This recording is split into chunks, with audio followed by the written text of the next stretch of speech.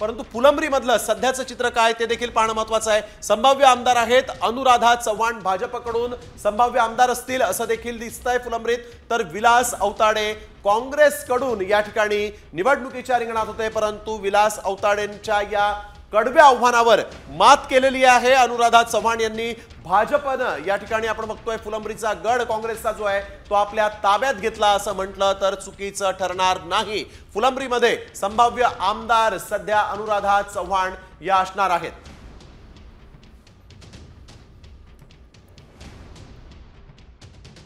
फुलंब्रीमध्ये आपण बघतोय संभाव्य आमदार या अनुराधा चव्हाण असतील। भाजपकडून त्यांना निवडणुकीचं तिकीट मिळाल्यानंतर इथं बंडखोरीला देखील मोठ्या प्रमाणात उधाण आलं होतं। विलास औताडे हे काँग्रेसकडून निवडणुकीच्या रिंगणात आहेत। विलास औताडेंच्या नामसाधर्म्याशी असणारे काही उमेदवार देखील इथं होते आणि त्यानंतर आपण बघतोय तरी देखील फुलंब्रीमध्ये अनुराधा चव्हाण यांनी भाजपचा हा गड लढला आणि जिंकला असं सध्या तरी म्हणता येईल, कारण अर्थातच हे संभाव्य आकडे संभाव्य आमदार म्हणून त्यांच्याकडे पाहिलं जात आहे।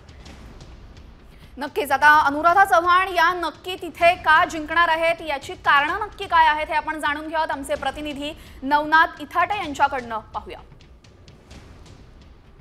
फुलंब्री विधानसभा मतदारसंघामध्ये महायुतीकडून भाजपच्या अनुराधा चव्हाण यांना उमेदवारी देण्यात आली होती, तर महाविकास आघाडीकडून काँग्रेसचे सेवादलाचे प्रदेशाध्यक्ष विलास औताडे यांना उमेदवारी देण्यात आली होती।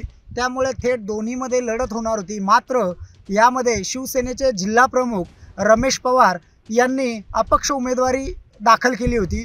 बंडखोरी करत अपक्ष उमेदवारी दाखल केल्यामुळे मताची विभागणी ही नक्कीच होणार हे आपल्याला या मतदानांती लक्षात येणार आहे। त्याचबरोबर शिवसेनेतून जे बंडखोरी करणारे उमेदवार आहे रमेश पवार हे खासदार संदीपान भुमरे यांचे खंदे समर्थक म्हणूनही त्यांची ओळख आहे, त्यामुळे त्यांच्या माध्यमातूनही त्यांनी कामं केलेली आहे। त्यामुळे एकंदरीत मताचं जे विभाजन पाहिलं तर मताच्या विभाजनानंतरच निकालाचं अंतिम निकाल आपल्या लक्षात येणार आहे। फुलंब्री विधानसभा मतदारसंघामध्ये 20 नोव्हेंबर रोजी जवळपास 71.99 म्हणजे 72% मतदान झालेलं आहे।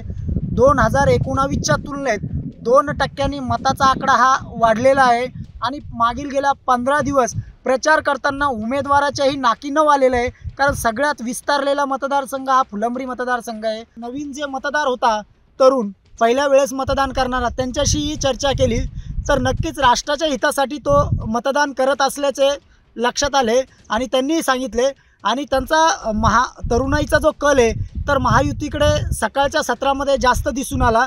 त्यानंतर दुपारच्या सत्रामध्ये वयोवृद्ध नागरिक व सामान्य नागरिक यांनी रांगा लागलेल्या होत्या आणि शांततेत एकंदरीत पूर्ण मतदान या फुलंब्री विधानसभा मतदारसंघामध्ये झालेलं आहे। त्यामुळे आता शिवसेनेतून बंडखोरी करून अपक्ष उमेदवारी